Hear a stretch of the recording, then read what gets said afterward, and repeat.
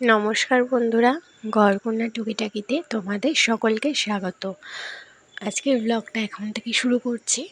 আর আমার গলার অবস্থা একদম ভালো না। আগের দিনই বললাম না তোমাদের ব্লগে যে আমার খুব ঠান্ডা লেগে গেছে। তো চলো এই ভাঙা গলা নিয়ে আজকে ভিডিওটা শুরু করি। সকালবেলা উঠে দেখছি আজকে গাছের লেবুগুলো বেশ অনেকটাই পুষ্ট হয়ে গেছে। তো ভাবলাম এগুলোকে তুলে ফেলি, এবারে ভাতে খাওয়া যাবে, ভালোই লাগবে। তো সেই কারণেই তুললাম সকালবেলাতে। অনেক কটাই পেয়েছি, আবার আগের দিন দেখলাম অনেক কটাই ধরেছিল, আজকে আবার লেবুগুলো খুঁজেই পাচ্ছিলাম না। তো যাই হোক 4-5টা মতো দেখলাম বেশ বড় হয়েছে, তো সে কটাই তুলে নিয়ে এলাম। আর এদিকে রান্না তো বসিয়ে দিয়েছি। ওদিকে প্রেশারে বসিয়েছিলাম ডাল, আর এদিকে দুধ গরম হচ্ছিল। তারপর দুধটা গরম হয়ে গেলে তারপরে আজকে শনিবার, তো সেজন্য সয়াবিনটা সেদ্ধ বসিয়ে দিয়েছিলাম। তারপরে একটু খিদেও পাচ্ছিল, যে দুধটা যখন গরম করলাম, তো গরম দুধটা একটু খেয়ে নিই, তারপরে বাকি কাজটা করব। সকালে আর ভাত খেতে ইচ্ছা করছে না, ঠান্ডা লেগেছে, তো সেই জন্য একটু হলুদ দিয়ে নিলাম দুধের মধ্যে। শুনেছি নাকি হলুদ দিয়ে খেলে খুব ভালো। আর মামা বাজারে গিয়েছিল, তো বাজার থেকে আসার সময় আম নিয়ে এসছে। আমি আম খেতে ভীষণ ভালোবাসি, তো যখনই যে পায় গোটা সিজনটাতে আম নিয়েই আসে বাড়িতে। এখন আর বাড়িতে কোনো ফল ঢুকবে না, আমই ঢুকবে। তো আমগুলো জলে ভিজিয়ে রাখলাম, আর তা করতে করতে আমার এদিকে রান্নাও হয়ে গেছে। কি রান্না করেছি দেখে নাও। আজকে রান্না করেছি উচ্ছে ভাজা, পটল ভাজা, পাঁপড় ভাজা। শনিবারে ভাজাভুজিটা একটু বেশি হয়, কারণ তরকারি তো তেমন মাছ মাংস তো হয় না, সেই জন্য। আর এদিকে এই যে সয়াবিন আলুর তরকারি করেছি কষা মতো করে, লেবু কেটে রেখেছি, যে গাছের লেবু। আর হচ্ছে এদিকে মটরের ডাল, আর মটরের না, ছোলার ডাল। আর এদিকে ভাত, আর আগের দিনে পেঁপের চাটনি ছিল। আরও খেয়ে দিয়ে কাজে বেরিয়ে গেছে, ওই যে পাতে একটু ভাত রেখেই দিবে, ও যতটাই নিক না কেন এক কোনায় ভাত পড়ে থাকবে।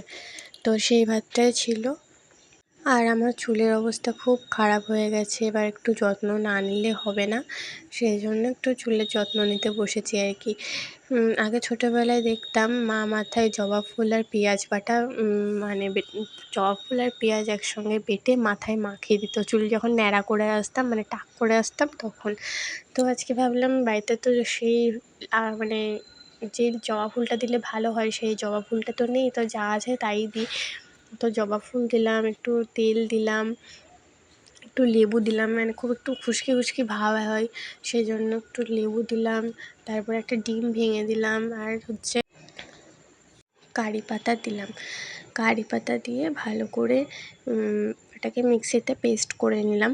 এটা যদি আমি ওই হেনা করে, তো হেনাটাও করি, তো হেনাটা কিনে এনে লাগাবো বা ভিজিয়ে রাখবো সারা রাত, সেটার আর সময় পাইনি, সেই জন্য এটাকে এমনিই আমি দিয়ে নিলাম। কারণ হেনাটা আমার দিতে গেলে বেশিক্ষণ ভিজিয়ে রাখতে হবে, অতটা টাইমই পেলাম না আমি।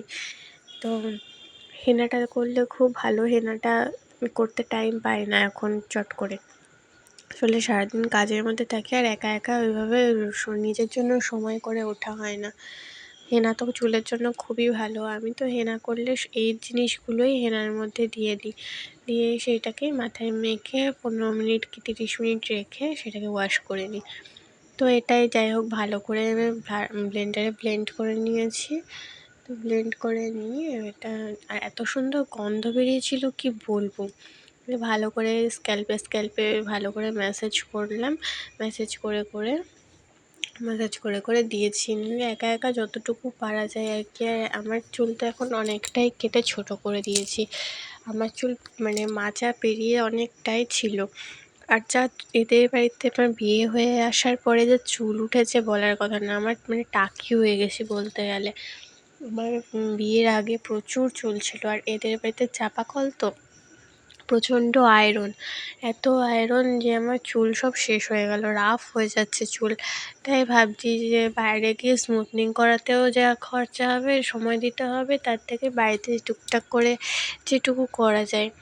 তো এইভাবে এটাকে রেখে দিলাম। আমি মোটামুটি কিছু কাজ আছে, সেই কাজগুলো করে নেব। তো দেখছি কলপাটটা খুব শ্যাওলা পড়েছে, কদিন একটু টুকটাক বৃষ্টি হলো, তো ওই বৃষ্টিতে একটু শ্যাওলা শ্যাওলা পড়ে গেছে। আর কলপাড়ের তো সব রকমই কাজ আমাকেই করতে হয়, বাসন মাজা, কাপড় কাচা, সব মানে সকালের জল তোলা থেকে সব কিছুই আমাকে করতে হয়।